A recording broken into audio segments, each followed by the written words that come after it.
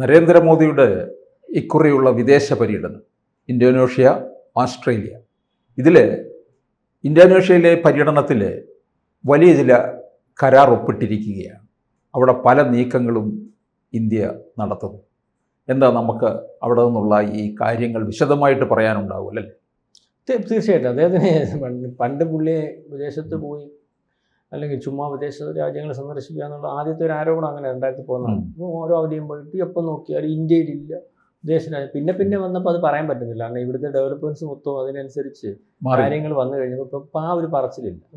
അദ്ദേഹത്തിൻ്റെ ഓരോ ദിവസത്തെയും അല്ലെങ്കിൽ ഓരോ രാജ്യത്തെയും സന്ദർശിക്കുന്നതിനകത്ത് കൃത്യമായ ഈ പറയുന്ന നയതന്ത്രമുണ്ട്, കൃത്യമായ നയതന്ത്രമുണ്ട്.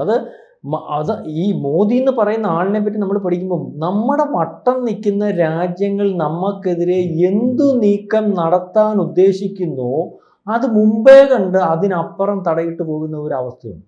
ഇപ്പം ഏറ്റവും വലിയൊരു ഇപ്പം കഴിഞ്ഞ ദിവസം നമ്മുടെ മുമ്പിൽ തോന്നുന്നു ഒരു ചാനലിന് ചർച്ചയ്ക്കത് പറഞ്ഞതുപോലെ പാകിസ്ഥാനുമായിട്ടൊന്നുമല്ല ഇപ്പം നമ്മുടെ ശത്രുത. നമ്മളിപ്പം പ്രധാനപ്പെട്ട മിസൈലുകളും അല്ലെങ്കിൽ മറ്റു പലതും ഒക്കെ ലക്ഷ്യം വെച്ചിരിക്കുന്ന ചൈനയുമായിട്ടാണ്. ചൈനയാണ് ശത്രുവായിട്ടുണ്ട്. ഇവൻ ഇതിൻ്റെ ഇടയ്ക്ക് ചുമ്മാ ഒരു കൊച്ചി ചെറുക്കൻ അവിടെ അല്ലെങ്കിൽ നമ്മൾ മൈൻഡ് ചെയ്യുന്നില്ല, എന്നാൽ മൈൻഡ് ചെയ്യുന്നുമുണ്ട്. നമ്മുടെ ശത്രുവായിട്ട് ഇപ്പം നമ്മൾ കണ്ടേക്കുന്ന സാറിൻ്റെ പറയത്തില്ല, ശത്രുവായിട്ട് കാണുന്നതിനും സ്റ്റാൻഡേർഡ് അനുസരിച്ച് കാണണം, അല്ലെങ്കിൽ നമുക്ക് നാളെ നമ്മളിപ്പോൾ ചൈനയാണ് നമ്മുടെ പ്രധാനപ്പെട്ട ശത്രുവായിട്ട് നമ്മൾ കണ്ടിരിക്കുന്നത്.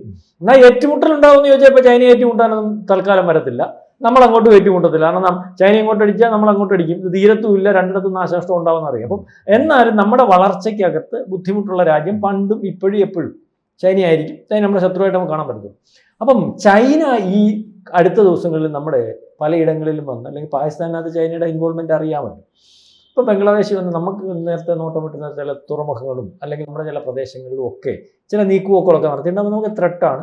ബംഗാൾ ഉൾക്കടലിനകത്ത് അവിടെ ഇവിടെയും ഇപ്പം നമുക്കെതിരെ നീക്കത്തിനകത്ത് ഒന്ന് ചൈനയുണ്ട്, പാകിസ്ഥാനുണ്ട്, ബംഗ്ലാദേശുണ്ട്, അറിയാമല്ലോ. ഈ ഒരു 7 സിസ്റ്റേഴ്സ് ആ നീക്കം അല്ലെങ്കിൽ ഈ പലയിടങ്ങളിൽ ഇവരുടെ ഈ അന്തർവാഹിനികളൊക്കെ ഹോൾഡ് ചെയ്യുന്നതിനും അല്ലെങ്കിൽ ചില പാതകളൊക്കെ ഉണ്ടാക്കുന്നതിനുള്ള നീക്കുപോക്കൊക്കെ നടക്കുന്നത് നമ്മൾ അറിയുന്നുണ്ട്. നമുക്കപ്പോൾ അത് രണ്ട് രാജ്യങ്ങൾ തമ്മിലുള്ള കരാറിനകത്ത് നമുക്കൊന്നും ചെയ്യാൻ പറ്റത്തില്ല. അപ്പം ഇതിന് അവന് ത്രെട്ടുണ്ടാകുന്ന രീതിയിൽ അല്ലെങ്കിൽ അവൻ്റെ ശത്രുവായിട്ടും അവന് കുഴപ്പമുണ്ടാകുന്ന രീതിയിലും അവൻ്റെ ഡെവലപ്മെൻറ്റ്സിനകത്ത് കുഴപ്പമുണ്ടാകുന്ന രീതിയിലും മറിചക്ക് വെച്ചാലല്ലേ ഇതിനകത്ത് കാര്യമുള്ളൂ. എന്നാലല്ലേ നമ്മുടെ അടുത്ത് ഇവിടെ പണി തന്നാൽ അവിടെ പണി കിട്ടും. സാറിന് ഇപ്പോൾ ഒരു പണി എനിക്ക് തന്നാൽ സാറിന് അതിനപ്പുറം വേറെ പണി കിട്ടുമെന്ന് തോന്നിക്കഴിഞ്ഞാൽ സാറ് എന്നാൽ പോട്ടെ അവിടെ എന്തിനാ കൊടുത്തിട്ട് മേടിക്കുമെന്ന് വിചാരിക്കും. ഇപ്പം ഇതേ ഒരു തന്ത്രം ഇപ്പോൾ ഇന്തോനേഷ്യയിൽ ഇറാനകത്ത് ഇപ്പോൾ എത്ര വലിയ തകർക്കും എന്ന് പറഞ്ഞാലും പ്രശ്നം ഉണ്ടാക്കും എന്ന് പറഞ്ഞാലും ആ 32 കിലോമീറ്റർ അല്ലെങ്കിൽ 22 കിലോമീറ്റർ ഹോർമൂസ് കടലിടുക്ക് വെച്ചാണ് ഇറാൻ യുദ്ധം കളിക്കുന്നത്. ഇപ്പോഴും തന്നെ ആണല്ലോ. എല്ലാം തകർത്തിറക്കി അവൻ അവിടെ 10-20 മൈനുകളും കുഴിച്ചിട്ട് അല്ലെങ്കിൽ ആളില്ല ബോട്ടുകൾ ഇട്ടിട്ട് അവിടെ കളിക്കുവാണ്. കാരണം ഇത് ലോകത്തിൻ്റെ ഒരു വലിയ പ്രശ്നമാണ്, പ്രതിസന്ധിയും ഒരിക്കലും തീരത്തുമില്ല. ഇറാനെ ആ പ്രദേശത്ത് ഇറാൻ്റെ അല്ലെങ്കിൽ ഭൂപ്രകൃതി കൊണ്ടും മറ്റു പലതും കൊണ്ടും എത്ര വലിയ ശക്തിയാന്ന് പറഞ്ഞാലും എത്ര ബോംബിട്ടെന്ന് പറഞ്ഞാലും അവരുടെ സാന്നിധ്യം പൂർണ്ണമായിട്ടും ഇല്ലാതാക്കാൻ പറ്റുന്ന ഒരു അവസ്ഥയിൽ, അതായത് ലോകക്രമത്തെ നിയന്ത്രിക്കാൻ പറ്റുന്ന ഒരു ഇടം അവരുടെ കയ്യിലുണ്ട്. മനസ്സിലാവുന്നു? ഇതേ അവസ്ഥയിലേക്ക് ചൈനയെ നിയന്ത്രിക്കാൻ പറ്റുന്ന ഒരു രീതിയിലേക്ക് നമ്മൾ കാര്യങ്ങൾ പോകും. ഈ മലാക്ക കടലിടുക്കറിയോ? ഈ മലാക്ക കടലിടുക്ക് എന്ന് പറഞ്ഞാൽ ചൈനയുടെ 80% വരുന്ന ചരക്ക് നീക്കവും നടക്കുന്നത് അതിലേക്കൂടാണ്. അപ്പം നമ്മൾ അവിടെ ചെന്നിട്ട് ഇപ്പോൾ ഒരു പോർട്ട് അല്ലെങ്കിൽ സബാൻ തുറമുഖവുമായിട്ട് നമ്മൾ, അപ്പം ഇത് മലാക്ക തുറമുഖത്തിൻ്റെ കവാടം അല്ലെങ്കിൽ ഇതിലേക്ക് വരും. അപ്പം ഈ ആൻഡമാൻ നിക്കോബാർ ദ്വീപിനകത്ത് നിന്ന് 100 കിലോമീറ്റർ ഇതേ ഉള്ളൂ. ആൻഡമാൻ നിക്കോബാർ ദ്വീപ് അല്ലെങ്കിൽ അവിടെ നമ്മളിപ്പോൾ വരത്താൻ പോകുന്ന ഡെവലപ്മെൻറ്റ്സ് അല്ലെങ്കിൽ അവിടുത്തെ നമ്മുടെ നിരീക്ഷണ സംവിധാനം, അവിടുന്ന് നമ്മൾ ഗ്യാസ് ഖനനം ചെയ്തെടുക്കുന്നതിന് വേണ്ടിയുള്ള ഇടം അല്ലെങ്കിൽ ഈ പെട്രോളിയം ഉൽപ്പന്നങ്ങളുടെ ഇതിൽ വലിയ വലിപ്പത്തിൽ, അതായത് ഇന്ത്യ മഹാസമുദ്രത്തിൽ നമുക്ക് പലപ്പോഴും പറയുമ്പോഴും സ്വാധീനം കുറവുണ്ട്. ആ സ്വാധീനം വലിയ വലിപ്പത്തിലാക്കാൻ പോവുകയാണ്. മാത്രവുമല്ല ഈ ഒരു ഡെവലപ്മെൻറ്റ്സ് ഈ ഒരു രീതിയിലേക്ക് പോയാൽ നമുക്ക് സ്വന്തമായി ഒരു ഹോർമൂസ് തന്നെ വരുന്ന ഒരു രീതിയിലേക്ക് പോകും. കാരണം ഈ ഒരു പാത വിട്ടൊരു കളിക്ക് അല്ലെങ്കിൽ മറ്റൊരു കാര്യത്തിന് ചൈനയ്ക്ക് ഒരിക്കലും ഉതകുന്നതല്ല. അപ്പം ഇവിടെ നമ്മൾ ടൈറ്റ് ചെയ്യുന്നതോടുകൂടി ഈ തുറമുഖം നമ്മുടെ നിരീക്ഷണത്തിൽ വരുന്നതോടുകൂടി നമ്മുടെ നിരീക്ഷണ സംവിധാനങ്ങൾ ഈ ആൻഡമാൻ നിക്കോബാർ ദ്വീപുകൾ ബലപ്പെടുന്നതോടുകൂടി നമ്മൾക്ക് അവിടെ വരുന്ന ചലനങ്ങൾ മൊത്തവും നമുക്ക് നിരീക്ഷിക്കാൻ പറ്റുന്ന ഒരു അവസ്ഥയിലേക്ക് പോകും. അല്ലെങ്കിൽ നമ്മുടെ റഡാറിൽ കൂടെ ഒരു പക്ഷേ ചൈനയ്ക്ക് അല്ലെങ്കിൽ ഈ സമുദ്രം കയ്യിരിക്കുന്നവന് ആണ് ഈ യുദ്ധത്തിലും മറ്റു പലയിടത്തും കസ്റ്റഡി ഇരിക്കുന്ന ആളാണ് വിജയിക്കുന്നത്. അപ്പം ആ ഒരു അവസ്ഥയിലേക്ക് കാര്യങ്ങൾ നീങ്ങും. അപ്പം ഇന്തോനേഷ്യയിൽ അതുപോലെ തന്നെ നമ്മൾ ചെന്നതിന് ശേഷം ഏതാണ്ട് 3822 കോടി രൂപയുടെ ആയുധ കരാറാണ്, അല്ലെങ്കിൽ ബെമ്മോസും മറ്റ് പ്രതിരോധ സംവിധാനങ്ങളും മറ്റു പല കാര്യങ്ങളുമായിട്ട് അവിടെ ചെയ്തിട്ട് മോദി പോന്നിരിക്കുന്നത്. അപ്പം ഇത് ഈ പറയുന്ന സംവിധാനം അല്ലെങ്കിൽ ഈ കരാറുകൾ ഈ നമ്മുടെ ആസിയാൻ രാജ്യങ്ങളുമായിട്ട് മറ്റും കൂടിച്ചേരാൻ ചെല്ലുമ്പോൾ അതിനകത്ത് ഈ ഒരു ലക്ഷ്യം വെച്ചിട്ട് അതിനകത്ത് ചില രാജ്യങ്ങൾക്ക് നമ്മളോട് കൂടിച്ചേരുന്നതിന് വേണ്ടിയൊക്കെയുള്ള ബുദ്ധിമുട്ടുണ്ട് അല്ലെ. എന്ന് വെച്ച് കഴിഞ്ഞാൽ ഈ നമ്മളെ ചേർത്ത് കഴിഞ്ഞാൽ ചൈനയും കൂടെ അതിനകത്ത് ചേർണമെന്ന് പറഞ്ഞാൽ ചേർക്കാതിരിക്കാൻ പറ്റത്തില്ല. അപ്പോൾ ചൈനയെ ചേർക്കുന്നതിനോട് താല്പര്യം. അപ്പം അങ്ങനെ വരുമ്പോൾ നമ്മൾ അതിനകത്ത് ചെല്ലുന്നത് അതുകൊണ്ട് നമുക്ക് പറ്റത്തില്ലെന്ന് കണ്ടുകൊണ്ട് നമ്മുടെ ഈ ആസ്ട്രേലിയ, അതായത് പറഞ്ഞ ഇന്തോനേഷ്യ അല്ലെ മറ്റു പല രാജ്യങ്ങളും ഒക്കെ ആയിട്ട് ബന്ധം സ്ഥാപിച്ച് കൂടിപ്പോകുന്ന ഒരു രീതിയിലേക്ക് ഈ ഒരു ഇതേപോലെ തന്നെ നമ്മൾ വേറെ ഈ ഒരു ദ്വീപുണ്ടല്ലോ, ആ ദ്വീപിൽ നമ്മളെ തുറമുഖം കൈകാര്യം ചെയ്യുന്ന നോക്കാൻ നേരത്തെ ചൈനയുമായിട്ട് ഭാഗമായിട്ട് നിന്ന് ഇന്ത്യ നമ്മളുമായിട്ട് മത്സരിച്ച് നമ്മളൊരു പണി കൊടുത്ത് പിന്നെ നമ്മുടെ അടുത്ത് വന്നതാണ് മാലദ്വീപ് എന്ന് പറയും.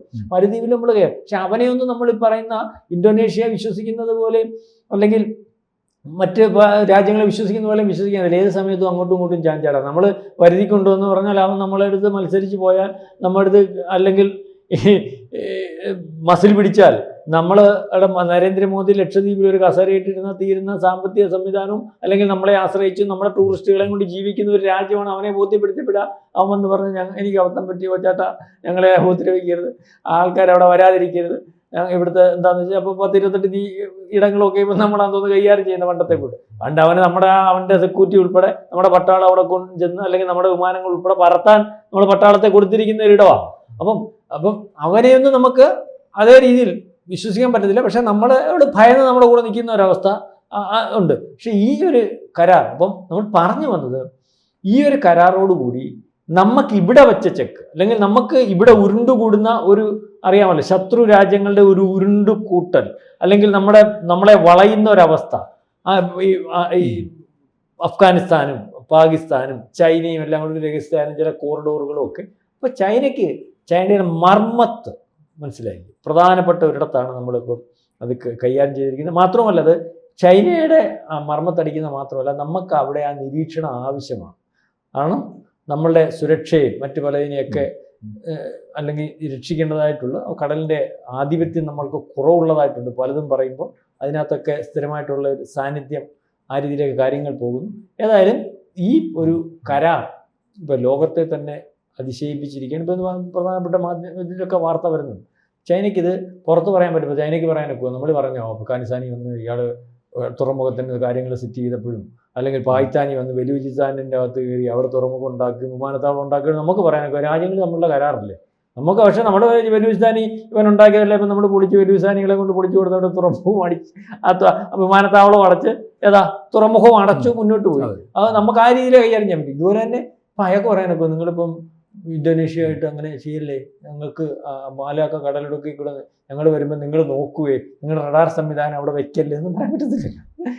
അപ്പോൾ നമ്മൾ ഈ രീതിയിലേക്ക് നയതന്ത്രത്തിനകത്ത് മോദിയെ അതിജീവിക്കാൻ അല്ലെങ്കിൽ ബാക്ക് ഡോർ ആയാലും ഫ്രണ്ട് ഡോർ ആയാലും അദ്ദേഹത്തെ അതിജീവിക്കാൻ ഒരു ഭരണാധികാരി ഇല്ല. അത് നമുക്ക് ധൈര്യമായിട്ട് പറയാം. നമ്മൾ BJP ആയതുകൊണ്ടൊന്നുമല്ല. പക്ഷെ ചിലർക്കത് പറയാൻ പറ്റുന്നില്ല. നമ്മുടെ മാധ്യമങ്ങളിലൊന്നും ഈ വാർത്ത വരത്തേ ഇല്ല.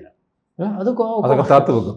കാരണം ഇത് ഇന്ത്യക്ക് ഗുണമുണ്ടാകുന്നതും അല്ലെ മോദിക്ക് പ്രത്യേകിച്ച് കേരളത്തിൽ നമ്മൾ SDP-ക്കാരനെ ഒരു മാധ്യമത്തെ ഞാൻ പറഞ്ഞു SDP-ക്കാരൻ്റെ കൊള്ളരായ്മയൊന്നും പറയല്ലേ, അത് BJP-ക്ക് ഗുണം ചെയ്യും, RSSന് ഗുണം ചെയ്യുമെന്നും പറഞ്ഞ് മാധ്യമ പ്രവർത്തനം നടത്തുന്ന അല്ലെങ്കിൽ അത്തരത്തിൽ അവതാരമുള്ള അത്തരത്തിൽ കാര്യങ്ങൾ പറയുന്ന മാധ്യമമുള്ളൊരു ഇടമാണ്.